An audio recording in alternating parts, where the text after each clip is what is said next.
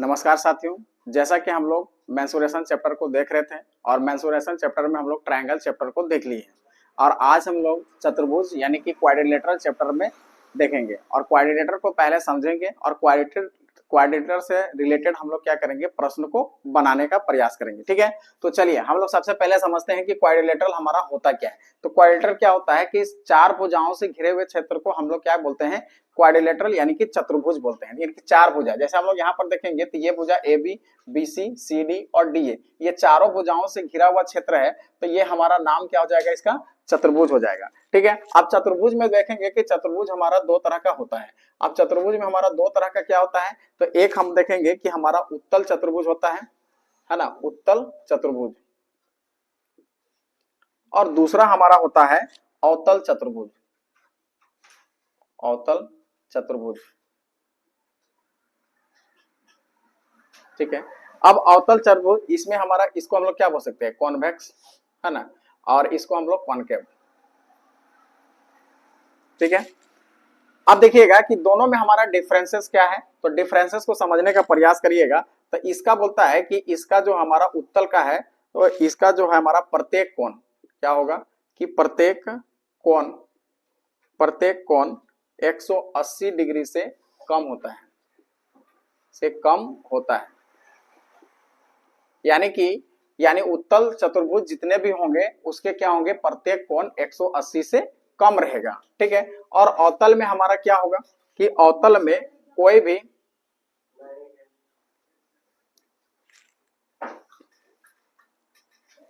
ना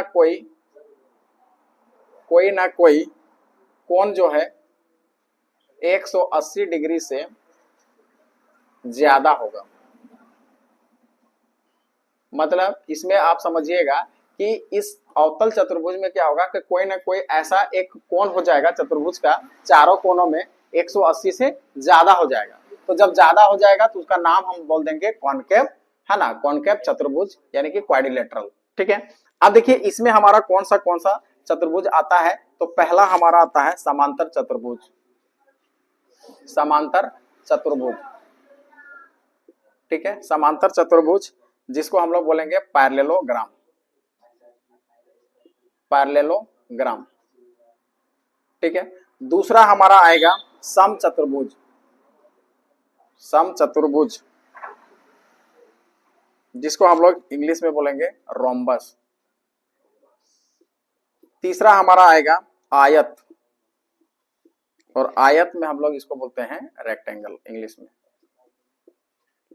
चौथे नंबर पर चैप्टर है हमारा वर्ग और वर्ग स्क्वायर। पांचवा नंबर हमारा आएगा समलम चतुर्भुज, समलम चतुर्भुज। ठीक है, जिसको हम लोग बोलेंगे ट्रेपेजियम।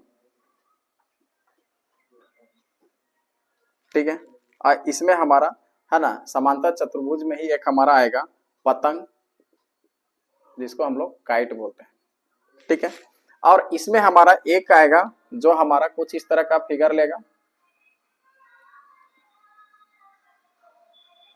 अब यहां पर आप ध्यान से देखेंगे तो एक जो हमारा एंगल है ना, जैसे आप देखेंगे कि ये P है, ये Q है ना, और ये हमारा R है, और ये वाला हमारा क्या है, S है। तो अब इस S को देखेंगे, एंगल S जो है वो क्या है, ग्रेटर देन 180 है, यानी 180 डिग्री से हमारा क्या है, ज्यादा है। तब ये हमारा जो होगा अवतल, यानी अवतल चतुर्भुज होगा। क्या कहलाएगा, अवतल चतुर्भुज।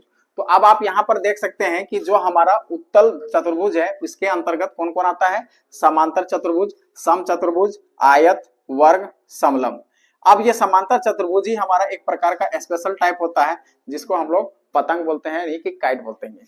और कोई ना कोई भुजा कोण 180 से ज्यादा है तो उसको हम लोग बोलेंगे अवतल चतुर्भुज। अब देखिए यहाँ पर आप एक चतुर्भुज हम बना रहे हैं, तो पी क्यू आर एस। अब यहाँ एस एंगल को ध्यान से देखिएगा, तो एस एंगल क्या है, 180 से बड़ा ही है। अब यहाँ पता नहीं है कि कितना एंगल बन रहा है, लेकिन आप ध्यान से देखेंगे तो वो क्या है, 180 डिग्री से वो क्या है, ज्यादा है। क्लियर है यहाँ तक? ठीक है, ये तो हमारा एक चतुर्भुज का प्रकार आपको बताएं। अब हम लोग क्या करेंगे कि सभे का है ना, सबका अलग अलग यानी कि समांतर चतुर्भुज, सम चतुर्भुज, आयत, वर्ग और समलंब चतुर्भुज का क्या करेंगे, एक एक करके जो एग्जाम में सवाल आते हैं उसके अकॉर्डिंग क्या करेंगे, समझने का प्रयास करेंगे। ठीक है, इसको उतार लो। चलिए अब हम लोग यहाँ पर देखते हैं कि हम लोग का मेंसुरेशन में क्या होता है कि क्षेत्रफल, परिमाप, यही सब ना ध्यान देना है आपका। सबसे पहले आप यहाँ पर देखेंगे, मान लीजिए कि आपके पास एक क्वाड्रिलेटरल दिया हुआ है। क्या दिया हुआ है, क्वाड्रिलेटरल। और क्वाड्रिलेटरल मतलब चतुर्भुज दिया हुआ है, तो चतुर्भुज का बोलेगा कि बताइए इस चतुर्भुज का हमारा एरिया क्या होगा, क्षेत्रफल क्या होगा, तब कैसे निकालिएगा। तो ध्यान से देखिएगा कि आपका बीच वाला एक डायगोनल यानी कि डायगोनल को हम आगे मिला देते हैं, और यदि आपका कोई भी है ना दूसरे शीर्ष से इस डायगोनल पर हमारा लंब गिरता है यानी कि परपेंडिकुलर लाइन गिरता है, वही हमारा क्या होता है, एच होता है। तो मान लीजिए ये मेरा H1 हो गया। अब इधर से हमारा एक लंब गिर रहा है दूसरे शीर्ष से इस डायगोनल पर, तो इसको हम लोग ले लेंगे H2।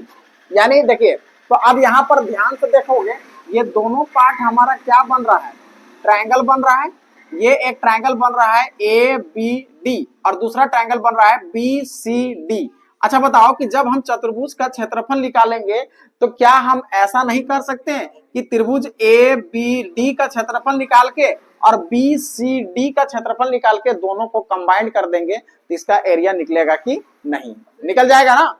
तो सिंपली है कि हम इसका एरिया निकालने के लिए, इस चतुर्भुज का एरिया निकालने के लिए सबसे पहले आपको निकालना पड़ेगा एरिया ऑफ ट्रायंगल किसका, ABD का। ठीक है, ABD का, और प्लस में एरिया ऑफ ट्रायंगल हम क्या करेंगे, एरिया ऑफ ट्रायंगल BCD का, है ना, BCD का एरिया निकाल के हम इसको क्या कर सकते हैं, है ना, इसको हम बना सकते हैं। ठीक है ना। अब आप बताइए कि एरिया ऑफ ट्रायंगल ABD इसको निकालेंगे तो क्या होगा, हाफ ऑफ ये हमारा जिस पर गिरा हुआ है वो हमारा क्या होता है जी, बेस होता है ना। तो बेस हमारा यहाँ पर क्या हो जाएगा, BD हो जाएगा, इनटू आप देखेंगे यहाँ पर हाइट हमारा क्या है, AE है, प्लस में यहाँ पर देखेंगे तो हाफ ऑफ इसका, फिर देखेंगे तो हमारा आधार इसका यानी कि बेस हमारा क्या होगा, BD होगा, और मल्टीप्लाइड बाय यहाँ से क्या होगा, CF होगा। क्लियर है यहाँ तक, किसी को कोई दिक्कत है यहाँ तक, है ना। अब आप देखिए कि हम लोग इसको क्या कर रहे हैं कि देखिए 1/2 हमारा दोनों जगह है तो कॉमन कर लीजिए, है ना, BD दोनों जगह है तो कॉमन कर लीजिए, और इधर बचा क्या कि AE प्लस CF। ठीक है, अब यहाँ पर ध्यान देना कि 1/2 BD हमारा क्या है, विकर्ण है, क्या पर है, विकर्ण है। और आप यहाँ पर देखिए कि हमारा जो यहाँ पर AE क्या है, AE हमारा क्या है, विकर्ण पर गिरा हुआ लंब, यानी कि विकर्ण पर गिरा हुआ क्या है, लंब है। यानी कि इसको हम लोग क्या कर सकते हैं, H1 प्लस H2 कर सकते हैं। यानी कि अब हम कह सकते हैं कि त्रिभुज कि क्या बोल सकते हैं, चतुर्भुज का क्षेत्रफल निकालना है तो सबसे पहले आपको क्या करना पड़ेगा, उसको ट्रायंगल बनाना पड़ेगा। ट्रायंगल कैसे बनेगा, तो आप उसको विकर्ण को आप मिला देंगे, मिलाने के बाद है ना एक शीर्ष से उस विकर्ण पर लंब डालेंगे और दूसरे विकर्ण वही विकर्ण पर दूसरे शीर्ष से लंब डालेंगे, और दोनों शीर्ष से लंब डाला गया है तो वो हम क्या कर सकते हैं, H1 और H2 कर सकते हैं। यानी विकर्ण का लेंथ और फिर H1 और H2 को जोड़ के, है ना, यानी कि प्लस करके हम मल्टीप्लाई कर देंगे और हाफ कर देंगे तो हमारा क्या निकल जाएगा, इस चतुर्भुज का एरिया निकल जाएगा। क्लियर है यहाँ तक। चलिए आप इसको लिख लीजिए, इससे रिलेटेड हम आगे प्रश्न को देखेंगे। रोको उसको, रोको।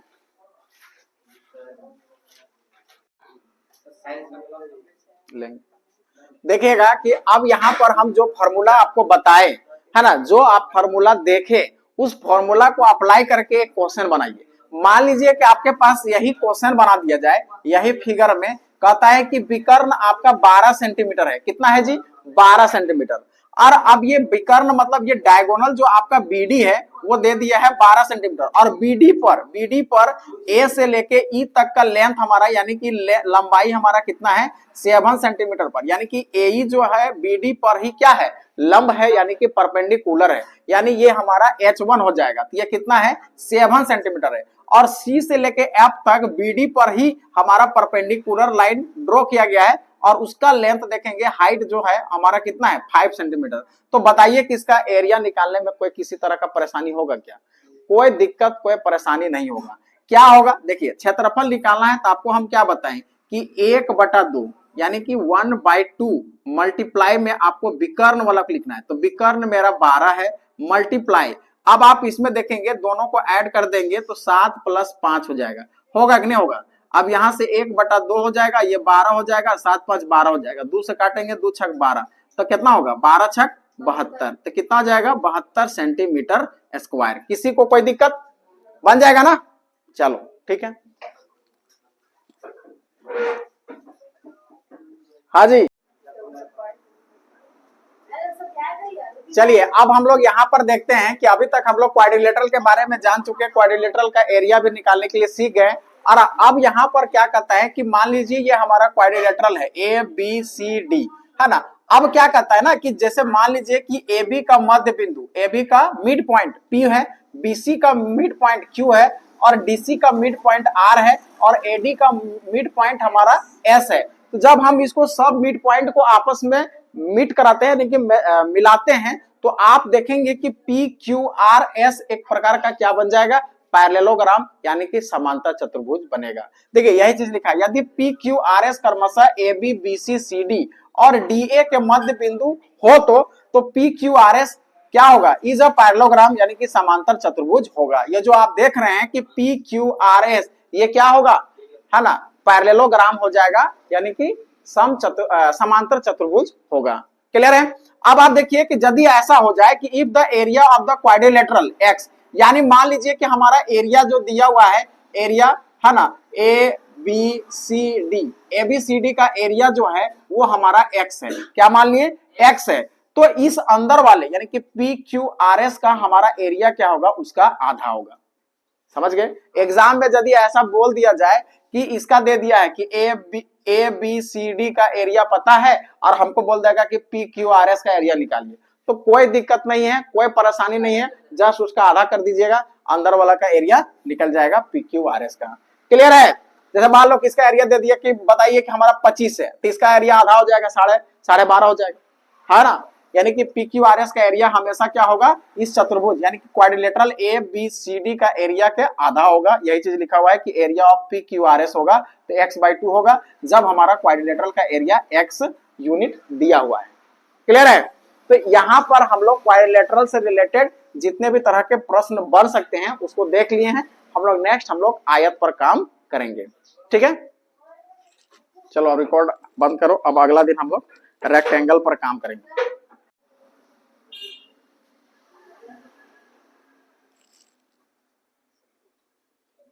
देखिए अब यहाँ पर हम लोग क्वेश्चन देख रहे हैं कि कहता है कि चतुर्भुज आकार के एक भूखंड का क्षेत्रफल क्या होगा जिसके एक विकर्ण की लंबाई आपका दिया हुआ है, कितना दिया हुआ है 20 मीटर, और उस पर विपरीत शीर्षों से डाले गए लंब की लंबाई जो है 12 मीटर और 18 मीटर है। अब इसको आप फिगर बनाइएगा तो कहने का मतलब है कि ये हमारा मान लीजिए कि एक चतुर्भुज दिया हुआ है, कोई भी चतुर्भुज है उससे कोई मतलब नहीं। यहाँ पर एक विकर्ण आपका दिया हुआ है, एक विकर्ण आपका यहां से दिया हुआ है, थोड़ा सा सीधा होना चाहिए, है ना, ये विकर्ण है। अब इस विकर्ण की लंबाई दिया हुआ है, यानी कि विकर्ण की लंबाई कितनी है, तो विकर्ण आपका है 20 मीटर, कितना है 20 मीटर, ठीक है। अब आप यहां से देखेंगे कि विकर्ण के साथ में यहां से इसका एक लंब है, वो कितना दिया हुआ है 12 मीटर है, और दूसरे साइड से यहाँ पर लंब है यानी कि परपेंडिकुलर है, इसका लेंथ आपका 18 मीटर दिया हुआ है, ठीक है ना। तो इस भूखंड का यानी कि इस चतुर्भुज का यानी क्वाड्रिलेटरल का इसका एरिया निकालना है, यानी इस भूखंड का। तो बताइए भूखंड हमारा चतुर्भुज के आकार है तो भूखंड का एरिया हमारा क्या होगा, सिंपल सी बात है, भूखंड की है ना क्षेत्रफल आपका क्या होगा 1/2 यानी कि विकर्ण, ठीक है ना, विकर्ण और गुना में हम क्या बताए थे कि दोनों को आपस में ऐड कर देना है, ऐड कर देना है यानी कि H1 + H2, ठीक है ना, यही था। तो ये मान लीजिए H1 है और ये हमारा क्या है H2 है। अब यहाँ बैठा दीजिए 1/2, विकर्ण हमारा कितना है 20 है, और यहाँ से आप डायरेक्ट आप 12 + 18 इसको जोड़िए, 1/2 गुने 20 हो जाएगा, और यहाँ से 8 और 2 10, 1 1 2 और 1 3, अब 2 से काटेंगे तो 2 1 2 0, तो कितना आ जाएगा 300 मीटर स्क्वायर। कौन सा आ जाएगा? Option number D. कोई दिक्कत? इस तरह का प्रश्न आपके एग्जाम में रहेगा तो आराम से आपका क्या होगा? बन जाएगा। एक दो क्वेश्चन और हम लोग प्रैक्टिस कर लेते हैं, फिर हम लोग आगे कॉन्सेप्ट को समझेंगे।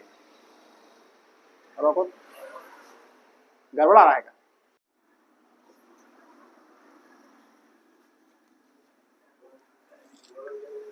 चलिए अब हम लोग क्या करेंगे कि आयत और वर्ग को समझेंगे। आयत और वर्ग से रिलेटेड फिर प्रश्न को क्या करेंगे आगे हम लोग देखेंगे, है ना। अब देखिए कि सबसे पहले हमारा यहाँ एक साइड आपको आयत लिख दिए और दूसरे साइड वर्ग लिख दिए। अब दोनों में कंपैरिजन को समझेंगे, है ना, और दोनों से फिर फॉर्मूला को समझ लेंगे, उसके बाद क्वेश्चन प्रैक्टिस करेंगे, ठीक है ना। तो देखिए सबसे पहले हमारा आयत कहते हैं किसको है? तो आयत में हमारा क्या होता है कि चार भुजा तो होगा।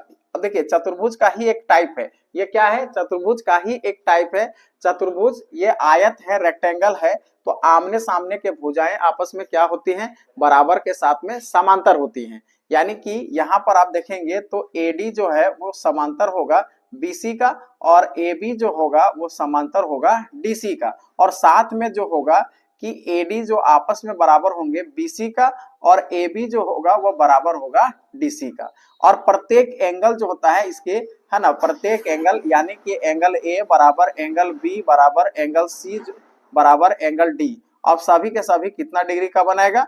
90 डिग्री का एंगल बनेगा। यानी कि प्रत्येक कोण हमारा क्या होगा? 90 डिग्री का बनेगा, ठीक है ना। ये हमारा क्या होता है? इसका प्रॉपर्टीज होता है, ठीक है ना। तो पहला तो हमारा क्या है कि AD पैरेलल टू BC होगा और AB पैरेलल टू DC होगा, साथ में आपस में बराबर भी होंगे, और प्रत्येक कोण इसका कितना डिग्री का होगा? 90 डिग्री का होगा, 90 डिग्री का होगा। क्लियर है?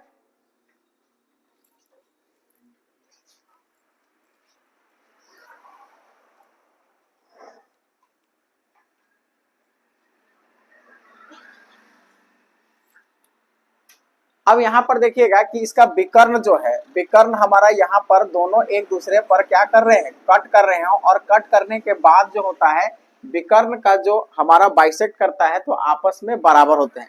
दैट मीन्स यदि यहाँ विकर्ण को देखा जाए तो विकर्ण हमारा दो है। कौन कौन विकर्ण है?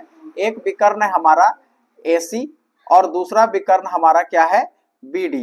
अब ये विकर्ण आपस में क्या कर रहे हैं? मिड पॉइंट यानी कि यहाँ पर कट कर रहा है। ये क्या होगा कि OA बराबर हो जाएगा OC, और साथ में यहाँ पर OB बराबर हो जाएगा OD। यानी कि इसको जब कट करता है तो O से लेके D तक का डिस्टेंस, O से लेके B तक का डिस्टेंस आपस बराबर होगा। उसी तरह OC बराबर होगा OA का। इतना हमारा आयत का एक प्रॉपर्टीज होता है, ठीक है ना। अब आप यहाँ पर देखेंगे तो ये तो हमारा ज्योमेट्री का पार्ट हो गया, लेकिन हम लोग यहाँ कर रहे हैं क्षेत्रमिति, और क्षेत्रमिति कहने का मतलब है हमको क्षेत्र और परिमाप से मतलब है, यानी कि पेरीमीटर और क्या चीज? एरिया से मतलब है। उसके बाद बाकी आपको क्या है नहीं है, लेकिन इतना सा हमारा क्या था? प्रॉपर्टीज था। तो अब यदि पूछा जाए कि आयत का, सबसे पहले आप बोलिए कि परिमाप क्या होगा? आयत का परिमाप, है ना। तो आयत का परिमाप कोई जानते हैं तो बताइए। देखिए आयत का परिमाप, देखिए यहाँ सबसे पहले हमारा इस पार्ट को लेंथ बोलते हैं और इधर वाले पार्ट को ब्रेथ बोलते हैं, यानी कि इसको हम लोग बोलते हैं लंबाई। क्या बोलते हैं? लंबाई। और ये पार्ट को हम लोग चौड़ाई बोलते हैं। क्या बोलते हैं? चौड़ाई। तो ये इसका होता है दो, है ना, लंबाई प्लस चौड़ाई, यानी कि 2 इंटू L प्लस B, है ना। अब हिंदी में लिखना चाहेंगे तो हिंदी में लिख सकते हैं 2 गुने लंबाई और चौड़ाई को आपस में ऐड कर दीजिए और 2 से गुना कर दीजिए, तो आपका क्या हो जाएगा? परिमाप निकल जाएगा। अब आप देखिए यदि हम इसका क्षेत्रफल पूछा जाए तो क्षेत्रफल क्या होगा? यानी कि एरिया क्या होगा? तो एरिया आपका डायरेक्टली होता है लेंथ इंटू ब्रेथ, यानी कि लंबाई गुने चौड़ाई। लंबाई और चौड़ाई को आप मल्टीप्लाई कर देंगे तो हमारा क्या निकल जाएगा? है ना, एरिया निकल जाएगा। यही दो फॉर्मूला आपका क्या होगा? आयत से रिलेटेड प्रश्न आएगा तो यही दो फॉर्मूला आपका काम देगा।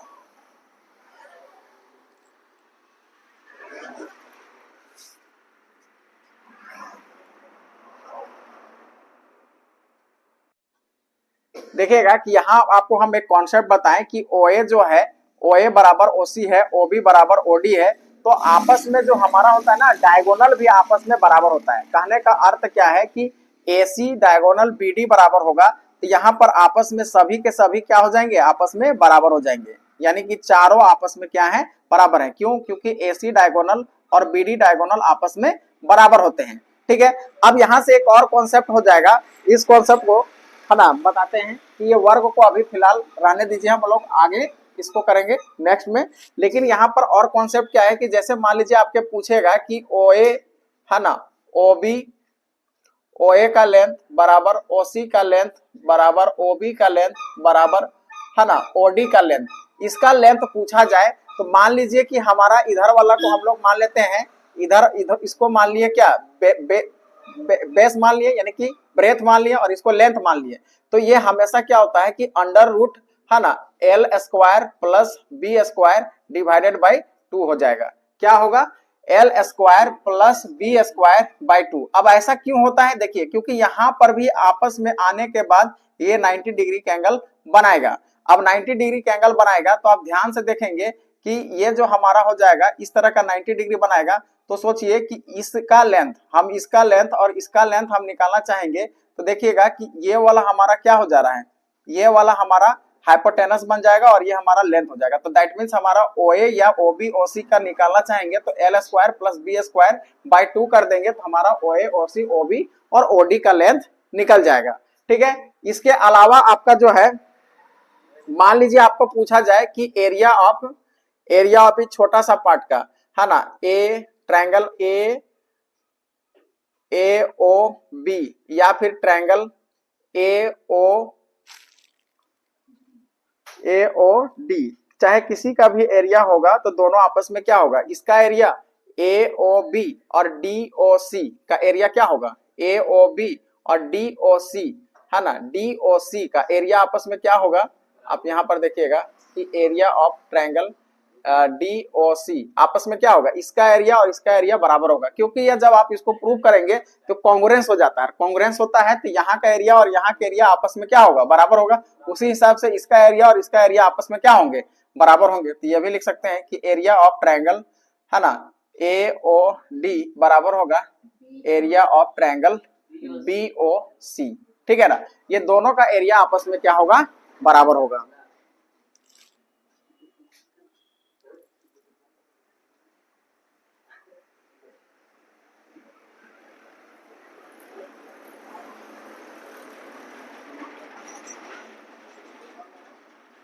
अब देखिए इसका एरिया दोनों का, जैसे हम ये दोनों का कंबाइंड करके हम एरिया निकाले जाए तो दोनों हमारा आपस में क्या होगा कि ये जो हमारा लेंथ और ब्रेथ का एरिया निकला है उसको हम 4 भागों में बांट देंगे तो उसके एरिया के बराबर हो जाएगा। बात समझ रहे हैं? इस छोटा पार्ट का एरिया इस पूरे पार्ट का है ना, पूरे पार्ट का एरिया का ये जो पार्ट होगा वो चौथे भाग का होगा। क्योंकि देखिए ये सभी आपस में बराबर हैं, ये इसके बराबर, ये इसके, तो सभी, तो इसका एरिया निकालना है तो पूरे का एरिया निकाल के उसको 4 से भागा दीजिए तो एंगल AOB का एरिया निकल जाएगा। उसी हिसाब से आपका BOC का एरिया निकालना है तो पूरे का एरिया निकाल के उसको 4 से भागा दे दीजिए तो क्या हो जाएगा, उस छोटे से पार्ट का एरिया निकल जाएगा। क्लियर है यहां तक?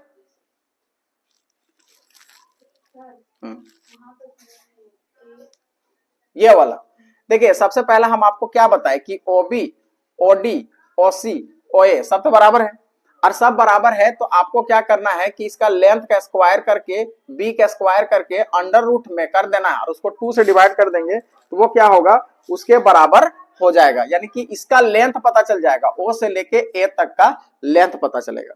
बात समझे? कभी कभी ऐसा एग्जाम में आपको सवाल दे देगा कि आपका दे दिया है ना, और आपका ये लेंथ और ब्रेथ आपका पता है, लेकिन आपको पूछेगा कि बताइए OA का लेंथ क्या होगा या फिर डायगोनल हमारा क्या होगा, ऐसा पूछ सकते हैं कि डायगोनल का लेंथ आपको बताइए।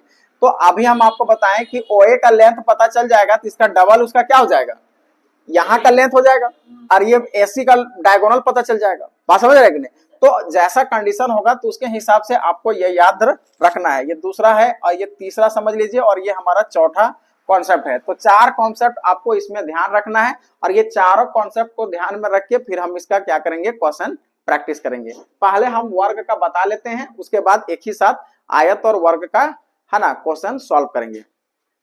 रोक दो।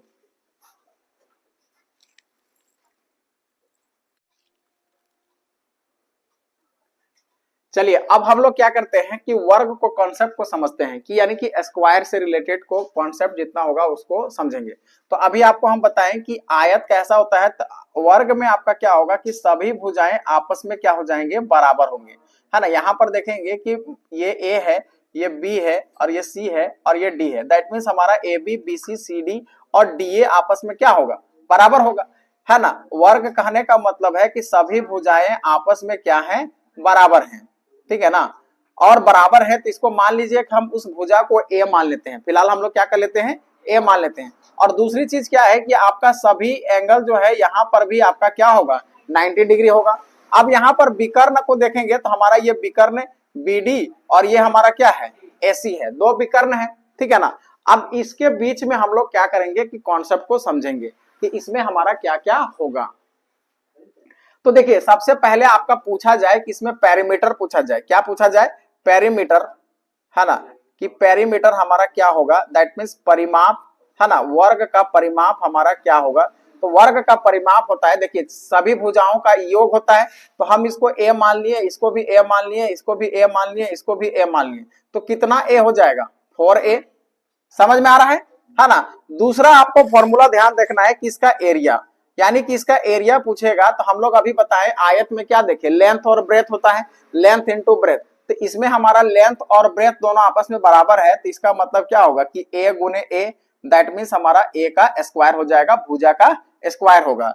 तीसरा चीज इसमें आपको ध्यान रखना है कि जब हम इसका विकर्ण, है ना, विकर्ण दिया हो, जब ऐसा हो कि जब विकर्ण दिया हो, विकर्ण दिया गया है, तो विकर्ण का लेंथ आपका दिया हुआ है, तो एरिया इसका क्या निकलेगा कि विकर्ण का है ना होल स्क्वायर कर देना है और बटा में आपको 2 कर देना है। दैट मीन्स यानी कि डायगोनल का स्क्वायर बटा 2, क्योंकि इसका भी डायगोनल आपस में क्या होते हैं, बराबर होते हैं, ठीक है। चौथा फॉर्मूला आपको ध्यान में रखना है कि जैसे मान लीजिए कि आपका वर्ग यहां पर नहीं हटेगा, तो इसके बाद हम आपको बताते हैं, इसको पहले देख लीजिए। चलिए देखिए एक थोड़ा सा और इसमें कॉन्सेप्ट क्या है कि आपका मान लीजिए कि ये आपका वर्ग है और वर्ग का मध्य बिंदु, जैसे कि भुजाओं के मध्य बिंदु का पॉइंट आपका दिया हुआ है और यहां से आपको एक, है ना, सब मध्य बिंदु को मिला देते हैं, तो मिलाने के बाद, है ना, जो हमारा चतुर्भुज बनेगा, है ना, उसका यदि हमको एरिया निकालने के लिए बोला जाए तो आप कैसे निकालेंगे।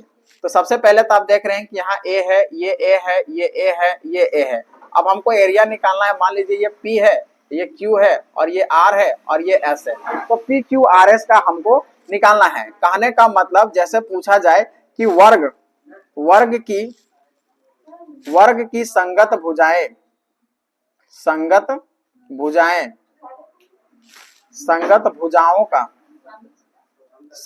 भुजाओं का मध्य बिंदु क्या दिया रहे, मध्य बिंदु, ठीक है, मध्य बिंदु को मिलाने से बनने वाली आकृति, या फिर जो भी बनता है बनने वाली आकृति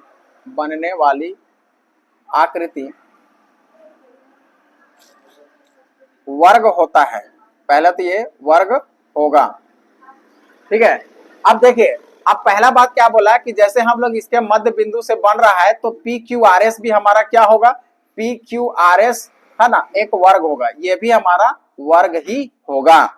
अब जब ये वर्ग होगा तो इसका यदि हमको एरिया निकालने के लिए बोला जाए, है ना, तो इसका एरिया हमारा कैसे निकलेगा। सोचिए कि यदि हम इसका एरिया निकाले, इस क्षेत्रफल का यानी कि इस क्षेत्र का एरिया निकालने के लिए बोला जाए, तो हम इसका कैसे एरिया निकालेंगे।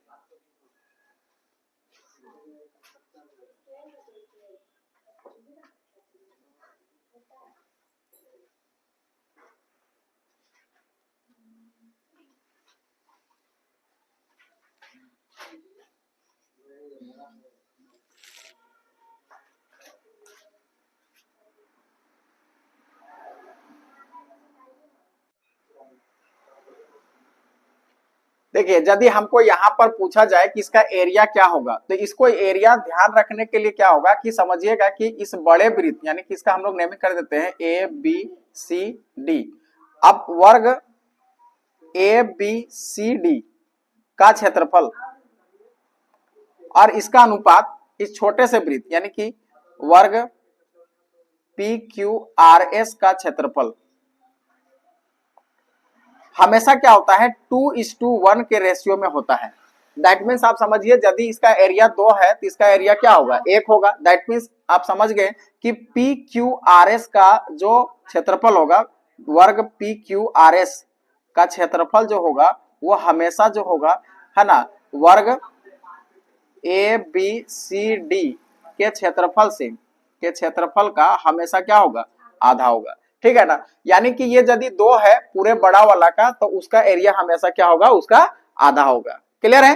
तो एग्जाम में यदि ऐसा सवाल आपका दे देगा कि बड़ा वाला वृत्त का क्षेत्रफल बड़ा वाला वर्ग का क्षेत्रफल दिया हुआ है और आपको बोलेगा मध्य बिंदु से बने है ना वर्ग का क्षेत्रफल ज्ञात करें, तो डायरेक्टली आप उसका आधा कर दीजिएगा तो क्या हो जाएगा उसका आंसर आ जाएगा। क्लियर है। तो ये था हमारा कुछ वर्ग का कॉन्सेप्ट। अब वर्ग और आयत से रिलेटेड प्रश्न को क्या करेंगे हम लोग देखेंगे।